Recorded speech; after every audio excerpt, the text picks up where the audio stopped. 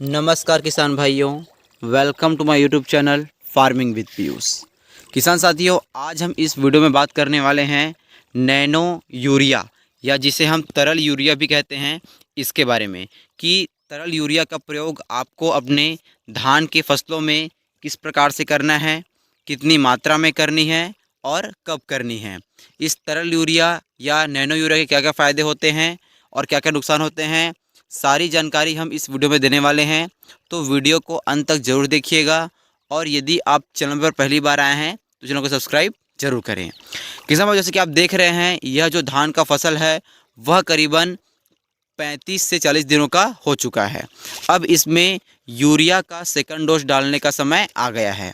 किसान भाई, सबसे पहले तो बात यह है कि जब भी आप बुआई या रोपाई करते हैं धान की, तो उस समय शुरुआती जो खाद के रूप में आपको दानेदार यूरिया का प्रयोग तो करना ही होगा, क्योंकि यह जो तरल यूरिया है यह केवल पत्तियों पर यानी कि धान के बढ़ने के बाद धान की फसल के लिए कारगर होता है, परंतु जो हमारे धान के खेत के लिए जो मिट्टियाँ होती हैं उनमें भी पोषक तत्वों की ज़रूरत होती है।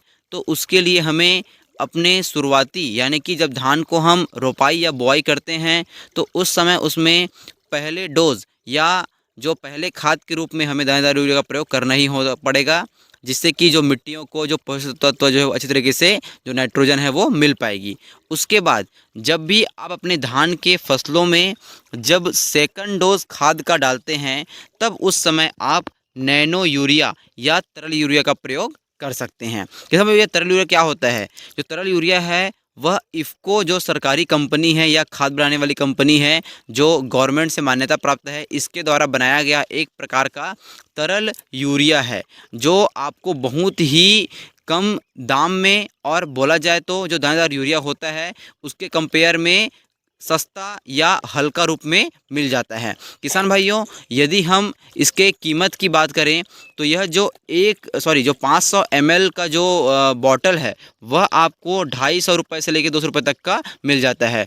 और इसे क्या करना, एक स्थान से दूसरे स्थान तक ले जाना भी क्या होता है, एज़ कम्पेयर टू दानेदार यूरिया, यह क्या होता है, ईजी होता है। किसान भाइयों, अब हम जान लेते हैं कि इसकी मात्रा हमें कितनी प्रयोग करनी है। किसान भाइयों, जब भी हम इसका छिड़काव अपने धान के फसलों में करेंगे तब इसे 1 लीटर पानी में 2 से 4 ml क्या करना है, इफ़को नैनो यूरिया को मिला देना है। उसके बाद इसे अपने धान के फसलों में छिड़काव करना है। किसान भाइयों, इसमें जो है नाइट्रोजन की मात्रा जो है 20% NW/V होता है। किसान भाइयों, यह जो है नैनो यूरिया वह मुख्यतः हमारे धान के फसलों में नाइट्रोजन की कमी को पूर्ण करता है। अब हम जान लेते हैं कि इसका छिड़काव हमें धान की फसलों में कब करना है। किसान भाइयों, सबसे स्टार्टिंग में यानी कि बुआई या रोपाई के समय तो आपको दानेदार यूरिया का ही प्रयोग करना है। उसके बाद जब आपका धान 35 से 40 दिनों का हो जाए, यानी उनमें पत्तियां जो है बड़ी बड़ी हो जाएं, उसके बाद आपको सेकेंड डोज में आप तरल नैनो यूरिया का प्रयोग कर सकते हैं।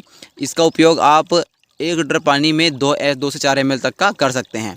उसके बाद फिर जो तीसरा डोज होगा वह सेकेंड डोज से 30 से 40 दिनों के बाद, यानी कि जब आपका जो पेड़ है वह 80 से 90 दिनों का हो जाएगा धान का पौधा, उसके बाद आपको अपने खेतों में जो तीसरे बार खाद के रूप में नैनो यूरिया का छिड़काव कर देना है, जिससे कि आपके धान की फसल में नाइट्रोजन की पूर्ति पूरी तरीके से हो जाएगी और आपका धान जो है हरा भरा दिखने लगेगा।